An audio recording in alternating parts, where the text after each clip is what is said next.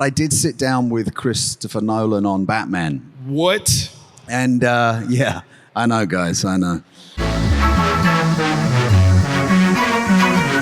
Show some love to Mr. Orlando Bloom.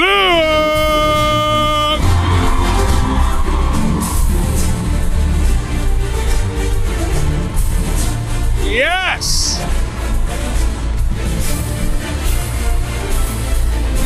How's Fan Expo treating you? We got you. You guys are awesome. The real question is, how's Fan Expo treating you, sir? It's been great. I have to say, you know, after all these years, to come and see you guys, you know, up close and personal, as it were, and get to kind of like shake hands, wave, whatever, sign and take photos is a really nice thing, and hear the stories and see and feel the love. You know, it's been a minute. It's so good to get to do this. So thank you all for coming out and supporting this Fan Expo and the movies. It's a crazy time in the movie business. Everything. So it's nice to have people still enjoying the movies. 1,000,000%. Make some noise for that, y'all. Thank you all. Yes. I think along with everything, we're here to celebrate like your epic career, and every great epic starts with a wonderful beginning. So how did the acting bug bite you? You know, I was at school as a kid, and I think, you know, I always struggled a little. I had a little dyslexia, but Okay, I had okay. a kind of high IQ, which was very fortunate. But I found myself very present on stage, and Okay. I really was slightly terrified at times, stage fright wise. But I really enjoyed using my imagination in that way, and getting to step out into a character in a way. And I always played the kind of the characters. I never really played the leading roles as a kid. Like I was like the sergeant of the police in like the Pirates of Penzance. Right. I was something like the dirty old man, which is very inappropriate in this day and age. In The Boyfriend, which was a musical, and it was so that was my thing. And then I moved to London at 16 to kind of pursue my dreams of being an actor, which included going to like the National Youth Theatre, and I got somebody sort of scouted me there, and an agent, and I did some theatre stuff, and then got to drama school. Yes. When I got into drama school, I knew I needed that kind of a training, Right. you know, getting to study the great works of, you know, Shakespeare or Brecht or Chekhov, or Right. even some of like the amazing poets that we would read. And they really train you for the theatre in the UK, especially back then. So when I got cast in Lord of the Rings, I feel like I had a whole new education, you know, which involved, you know, learning how to perform in front of a camera, which was super different for me. Actually, a funny story, the first time I saw myself on film, as it were, we were doing a screen test for Legolas, and I was paired with Liv Tyler, Arwen, and who you all know, and I had an outfit that we didn't end up using, but it didn't occur to me that I should like be in that space being filmed like as the character, which I'd been prepping anyway. I'd done all the movement and stuff. So I was just like joking around on set with Liv, and they said, do we want to watch, you know, the screen test of what things look like? And I remember looking at it going, oh my word, I'm going to get fired. What am I doing? I was like, this is bad. Because I was just like Orlando. I wasn't in character, but I was doing. So that was like a very big kind of first wake up call. But I kind of ship shaped myself pretty quick. But I was like fresh off the boat from drama school. Right. And had all of that kind of, all those sort of tools, if you like, in my arsenal in terms of like physicality and vocal work and just that enthusiasm for life, and it was kind of a magical time, you know. I love that. I think you got to give yourself a little bit more credit though. Like when you say fresh out of drama school, like you had gotten this role what, like 2 days after graduating? Is that true? I actually found out 2 days before. Which was like wild. But I had, you know, like, as I said, I'd had an agent, so I'd met on some pretty interesting films. Notably, I remember auditioning maybe 6 times for Moulin Rouge, because there was a point where they were going to do like an unknown cast for that. Of course, they went with like a great cast with, you know, Ewan, who also went to my school actually, and Nicole Kidman, fantastic actors. And but I did have that kind of like moment of learning how to be in auditions, and I had a lot of them. But I was never thinking about it because I was really focused at school, and it was just like, that was a real blessing. So the first audition for Lord of the Rings, I actually went in for Faramir. Okay. And then I remember it was the hobbits casting, and I'd met them previously, and they were really great supporters of mine, thankfully. And they said, well, Peter and Fran are coming over. They want you to go on tape for Legolas. And I was like, okay. And then I met them for the first time in London at a funny little like chapel building, I feel like, upstairs just off Goose Street. Anyway, it was, you know, and it was sort of went from there, really. So, yeah. That's amazing. Now, you said that you read playwrights, you read poems, but were you a fan of Tolkien before you got this role? Yeah, I mean, if you grow up in the UK, you're kind of born into those books. I had read The Hobbit. Okay. Do we have any Hobbit fans in here? Okay. Yeah, I was a little quiet. I was a little nervous. Yeah, it's a great book to start with. If you've got kids, it's a great way in. And then, yeah, I think I picked up The Lord of the Rings, but I was, you know, maybe not the right age and got distracted. But I obviously read the books prior to filming, and a couple of times. And actually, I remember, I mean, for everyone, the books were like a Bible on set. We would all, you know, kind of walk around with our books. And right. At that time, there wasn't really emails. I remember I would fax message Peter and Fran, and I'd say, well, you know, at the Council of Elrond, you know, Legolas is bringing really important information about Gollum, you know, so like, are we including that? And they're like, it's okay, Orlando. We've got other ideas, but you're going to have a great. It was like one of those things where, you know, we were all. I think we felt the weight of responsibility. Yes. You know, for lovers of the books, and you know, and what that meant. It was definitely. I actually went to New Zealand 3 months prior to filming. Okay. I was one of the first actors there, actually. I think even maybe the first. And it was like, I was just drilled. It was like, I rode maybe 50 horses or more, because, you know, the idea is you become a rider, not a passenger. And I did all these stunts on horses, bareback and not holding reins and stuff. It was wild. It was really fun. And then, and Pete was always up for us doing all our own stunts, by the way. There was no no, stunt guys. No, Orlando can do that. You can do that, right? Okay. So, I did get tossed off the horse one time.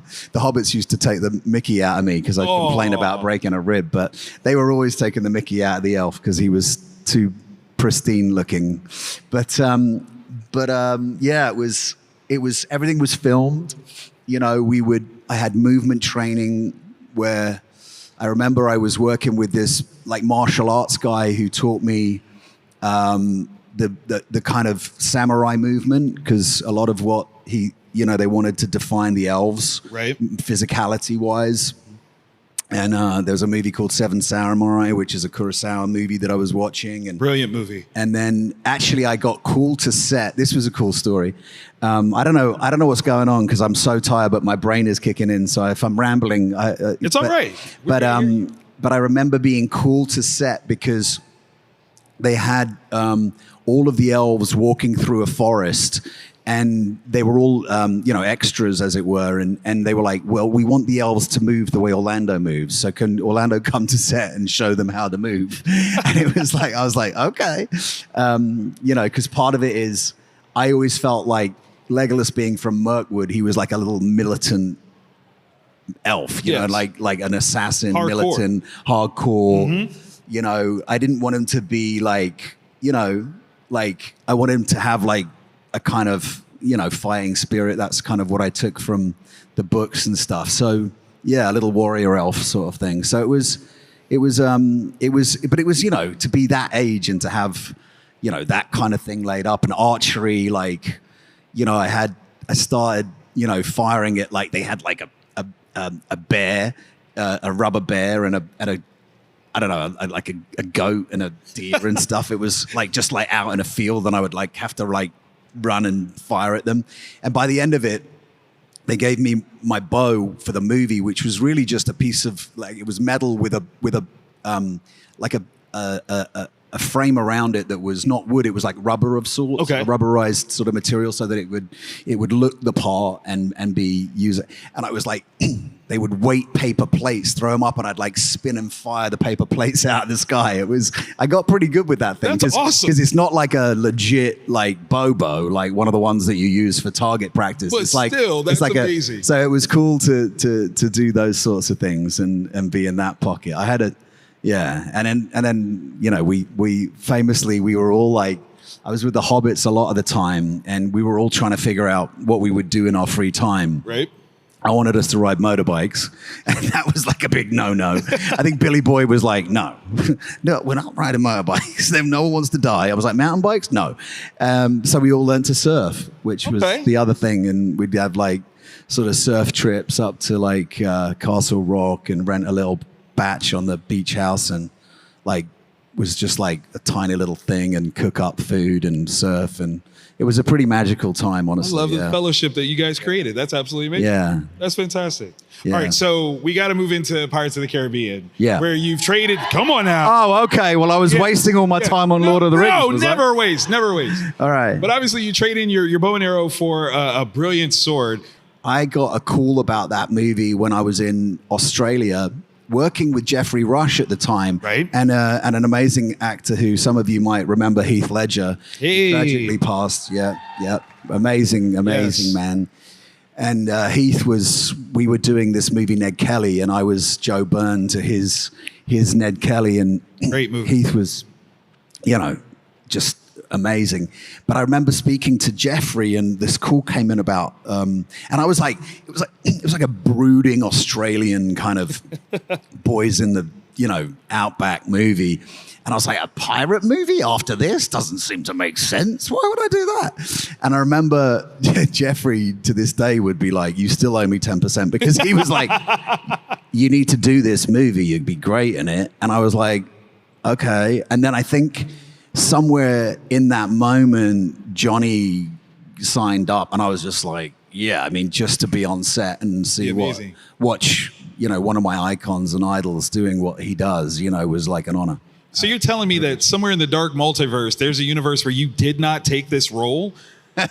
There's been a couple of those, but yeah, I mean, there was a point where I was like, wait, does this make sense? Like I said, a pirate movie based on a Disney ride didn't seem to be like fair, like the thing, at that moment. But but obviously I remember having dinner in London with Kira and the director Gore, and it was like, oh, okay, this is.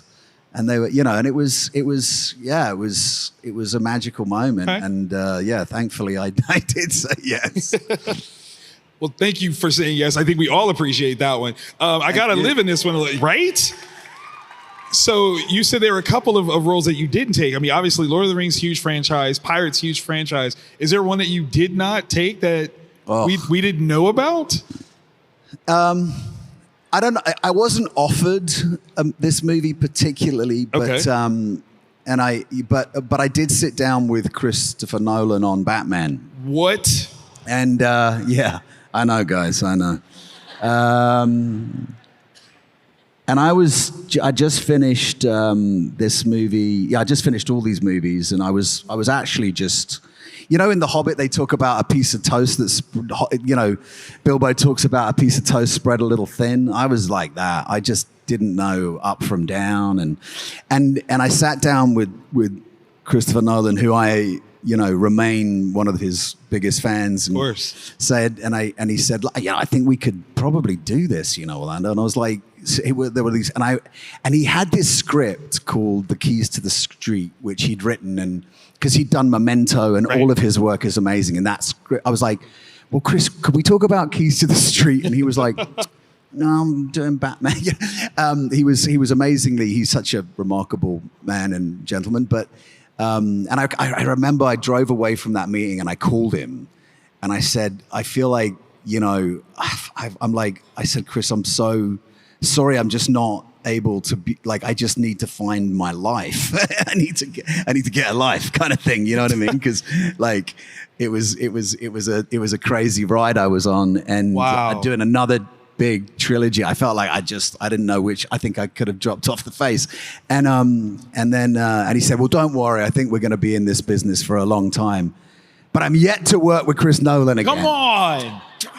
There's still time. Maybe I'll get to one day. Yes, he is a legend. So, but yeah, that was, I mean, and again, it wasn't like I was being offered the movie, but I was in this moment, you know, where the heat and the, you know, there's always a thing for, you know, age, heat and timing. And I do sometimes think, well, I wonder if I had really pursued that and done the screen test or whatever I would have had to do if that would have gone my way. But it was Christian Bale. I mean, he did okay. He destroyed that. He did okay. Jeez. Orlando Bloom as Batman? No. I'm just saying. I'm just saying. Come on. He was. Y'all know y'all would like that.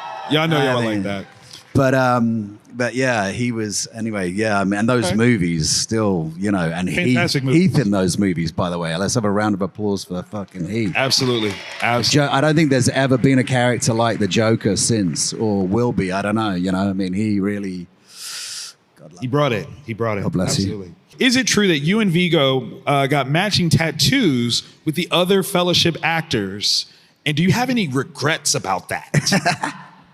No, yeah, we got them. Actually, yeah, we did. I always wanted to get a tattoo, and I think I sort of suggested it when I was in the makeup chair, and Vigo like jumped on the idea, and sort of we all got like 9, you know, in Elvish. Mine's there. That's awesome. On my draw arm. Yeah, we all got this little 9 for the 9 of the Fellowship. I think John was the only one reluctant, but his stunt double Brett, who was amazing actually. Absolutely. I did most of my work with. I mean, John came in to do remarkable close-up work, but what had to happen for his face was a lot, and it was like, but yeah. So we all got those tattoos, and then actually, the producers and Pete and stuff after. I think it was after the release of the 3rd movie, maybe. We all got them to do 10 as like honorary members. Nice. Like the 10th members of it, you know, because like Mark Odesky was a producer, Pete and Barry Osborne. There was a bunch of like key players in the production as producers, and love that. Who got like 10 as well, which is, I don't know, that was cool. The Fellowship grows, man. That's awesome. Yeah. That's awesome. FAN EXPO Dallas, make some noise for Mr. Orlando Bloom. One more time. Orlando, thank you for joining us tonight. We thoroughly appreciate it.